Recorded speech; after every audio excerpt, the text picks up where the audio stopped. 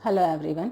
आज हम professional ethics के टॉपिक न्यायालय अवमान के लिए संज्ञान प्रक्रिया एवं दंड के ऊपर इस टॉपिक पे आज हम विचार करें। न्याय के सजग प्रहरी और विधि सम्मत शासन सुलभ कराने वाली गरिमामय संस्था की छवि, ख्याति या प्रतिष्ठा को जब आघात पहुंचाया जाता है तो ऐसे अवमान हेतु अवमानकारी को एक निश्चित प्रक्रिया, रीति नीति का वहन करके न्यायालय को संज्ञान लेकर दंडित करने का अधिकार है। अभिलेख न्यायालय, यहाँ एक शब्द यूज हुआ है, प्रयुक्त हुआ है। अब अभिलेख न्यायालय से आशय ऐसे न्यायालय से है जिसकी समस्त कार्यवाहियों को लिखित रूप में संजो कर रखा जाता है, अभिलेखीय रूप में रखा जाता है और वो आने वाले समय के लिए साक्ष्य के रूप में उपलब्ध रहते हैं, तो उसे अभिलेख न्यायालय कहा जाता है। तो जब किसी अभिलेख न्यायालय का किसी भी व्यक्ति या संस्था के द्वारा या किसी भी अवमानकारी के द्वारा कोई आघात पहुंचाया जाता है तो उस न्यायालय को जो विधि की सर्वोच्च संस्था है उसे उस अवमानकारी के विरुद्ध संज्ञान लेना होगा, उसे एक निश्चित प्रक्रिया के हिसाब से उसे दंडित करने का भी अधिकार होगा। अब अभिलेख न्यायालय द्वारा संज्ञान के लिए एक निश्चित प्रक्रिया, रीति नीति का वहन किया जाएगा और अवमानकर्ता के विरुद्ध लिया जाने वाला संज्ञान एवं प्रक्रिया अग्र प्रेषित है से दो भागों में विभक्त किया गया है। फर्स्ट वन है न्यायालयों के समक्ष अवमान के मामले में संज्ञान एवं प्रक्रिया। न्यायालय के समक्ष अवमान के मामले में संज्ञान और प्रक्रिया, यानी ऐसा अवमान जो माननीय न्यायविद स्वयं अपनी आंखों से देखते हैं तो इसे न्यायालय के समक्ष अवमान कहा जाएगा। जनरली इस प्रकार का अवमान जब किया जाता है तो न्यायिक कार्यवाही का जब सम्यक अनुक्रम चल रहा होता है और उस कार्यवाही के दौरान एक अवमानकारी के द्वारा न्यायिक कार्यों में हस्तक्षेप किया जाता है, बाधा पहुंचाई जाती है, न्याय प्रशासन को कलंकित करने का काम किया जाता है और कुछ ऐसे कृत्य किए जाते हैं जो सीधे सीधे न्यायालय की प्रतिष्ठा या छवि को ठेस पहुंचाते हैं। और जब इस तरह का अवमान जो न्यायालय के समक्ष किया जा रहा है तो अभिलेख न्यायालय को ये पूरी तरह से अधिकार होगा कि वो उस दिन कार्यवाही के समापन अर्थात न्यायालय उठने के पश्चात तुरंत उस व्यक्ति को अभिरक्षा में निरुद्ध करवाएगा और जब उस व्यक्ति को अवमानकर्ता को अभिरक्षा में निरुद्ध करवाया जाएगा तो यथाशीघ्र अवमानकर्ता को सूचना दी जाएगी, उसे प्रतिरक्षा का अवसर दिया जाएगा, उसे सुनवाई में साक्ष्य प्रस्तुत करने का अवसर दिया जाएगा और यदि इन सब कार्यवाहियों के पश्चात लगता है कि आरोप का अवधारण किया जाए तो आरोप को अवधारित किया जाएगा और तत्पश्चात उसे दंडित करने का प्रावधान या उन्मोचित करने का प्रावधान भी अपेक्षित होगा। अब प्रश्न उठता है कि अवमान कौन सा है जो न्यायालय के समक्ष किया जाता है और उसकी प्रकृति कौन सी होगी। तो कुछ ऐसे अवमान हैं जो न्यायिक कार्यवाहियों में, प्रशासनिक न्यायिक कार्यवाहियों के सफल और सुचारू पूर्वक प्रशासन में सीधे सीधे हस्तक्षेप करते हैं, जैसे कार्यवाही में हस्तक्षेप करना, बाधा पहुंचाना, न्यायालय का तिरस्कार करना, न्यायालय में हमला करना, न्यायालय में फोटोग्राफी करना, चित्र लेना और कभी कभी तो जूता तक फेंकने तक की घटनाएं भी हुई हैं। इस पर एक बहुत प्रसिद्ध विवाद है, लेला David versus state of Maharashtra and अन्य। एक अवमानकर्ता ने जब न्यायिक कार्यवाही चल रही थी उस न्यायिक कार्यवाही के दौरान माननीय न्यायविद के ऊपर जूता फेंका। जब इस प्रकार की अवमानकर्ता के द्वारा कार्यवाही की गई तो न्यायालय के समक्ष न्यायविद तथा समस्त व्यक्तियों ने इसे देखा, समस्त गवाहों ने, साक्षियों ने, सभी अधिकारियों ने इसे देखा और तब अभिनिर्धारित किया कि इस तरह की कार्यवाही सीधे सीधे न्यायालय का अवमान है और न्यायालय को कलंकित तो करता ही है, साथ साथ में उसकी प्रतिष्ठा को भी ठेस पहुंचाता है। सो ऐसे अवमानकारी को दंडित किया जाना चाहिए। दूसरा जो इसमें पॉइंट है, अधीनस्थ न्यायालयों के समक्ष अवमान के मामले में संज्ञान एवं प्रक्रिया। अधीनस्थ न्यायालय अर्थात ऐसे न्यायालय जो भारतवर्ष के उच्चतम न्यायालय और उच्च न्यायालय के अधीनस्थ कार्य करते हैं वे अधीनस्थ न्यायालय होंगे और जब इनके समक्ष किसी अवमानकारी या औचारी ने कोई अपराध किया है या कोई अवमान किया है तो जो संज्ञान लेने की प्रक्रिया होगी वो सेक्शंस 14 से अलग होगी। यहाँ पर सेक्शंस 15 के अनुसार विधिक नियमानुसार एक निम्न प्रक्रिया का वहन किया जाएगा जो इस प्रकार है। फर्स्ट वन है उच्च न्यायालय द्वारा अधीनस्थ न्यायालयों के अवमान के लिए दंड।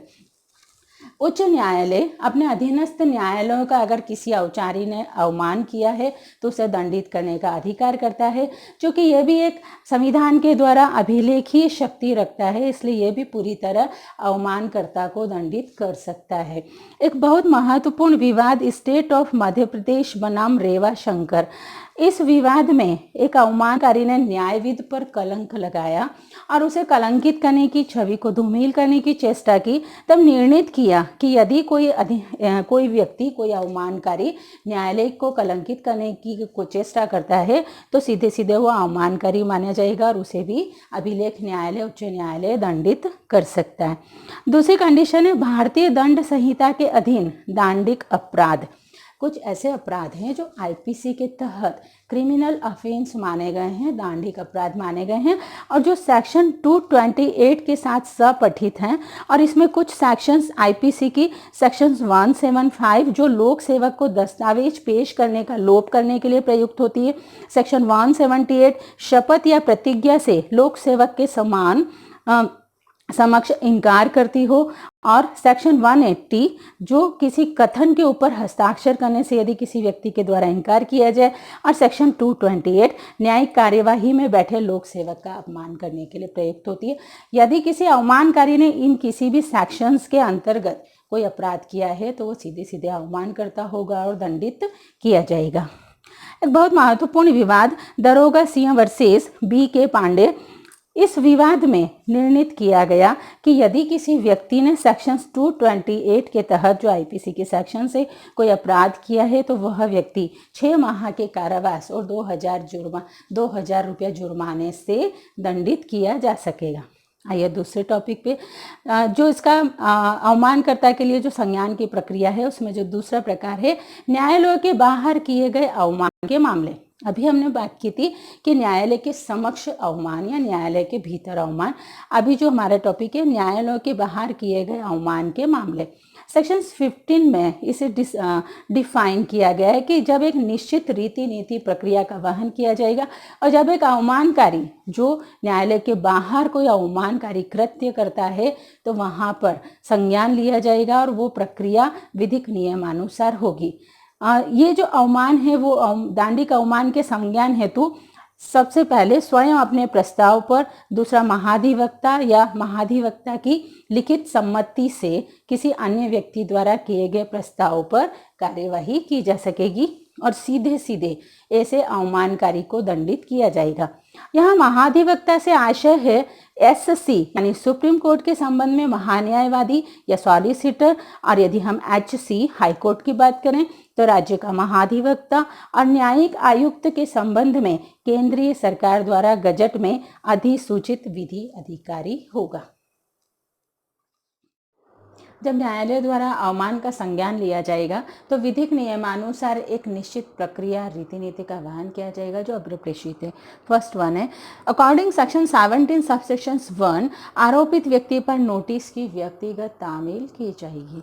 सेकंड, सेक्शन 17 सबसेक्शन 2 नोटिस के साथ प्रस्ताव की एक प्रति प्लस शपथ पत्रों की प्रतियां जिन पर ऐसा प्रस्ताव आधारित हो, किंतु ये प्रतियां तब ही दी जाएगी जब कार्यवाही प्रस्ताव पर आरंभ की गई हो।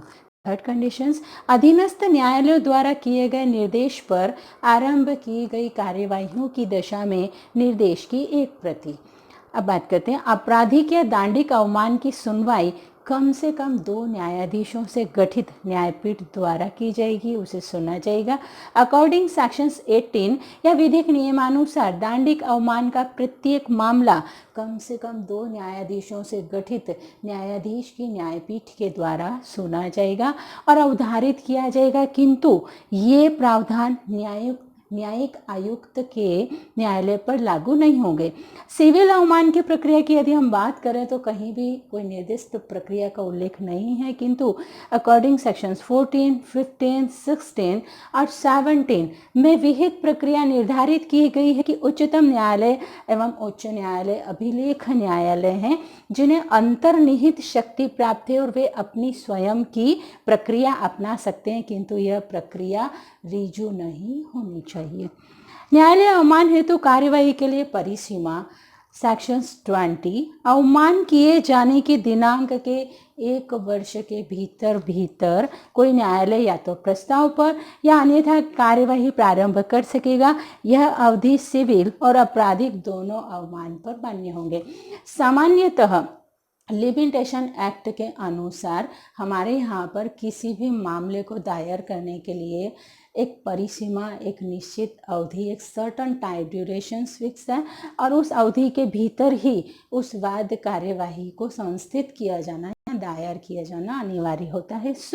यहाँ भी यदि अवमान की कोई कार्यवाही करनी है, यदि उसके लिए कोई मुकदमा या कोई दावा, चाहे सिविल अवमान हो चाहे दांडिक या आपराधिक अवमान हो, तो उसकी समय सीमा या मियाद अवधि 1 वर्ष होगी। अर्थात जिस दिन अवमान घटित हुआ है उस दिन से 1 वर्ष के भीतर भीतर उस कार्यवाही को संस्थित भी कर दिया जाए।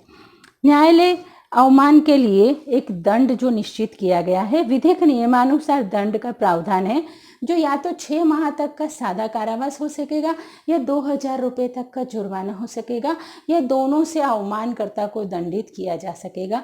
यह डिपेंड्स करेगा अकॉर्डिंग फैक्ट एंड सिचुएशन, तथ्य और परिस्थिति के अनुसार इसका निवारण या इसका निर्धारण किया जाएगा। किंतु यदि सद्भावनापूर्वक क्षमा याचना कर ली गई है तो न्यायालय के द्वारा दिए गए दंड में कोई छूट भी दी जा सकेगी। और यदि मान लीजिए न्यायालय का समाधान हो जाए, ये क्षमा याचना पर अभियुक्त को उन्मुक्त भी किया जा सकेगा।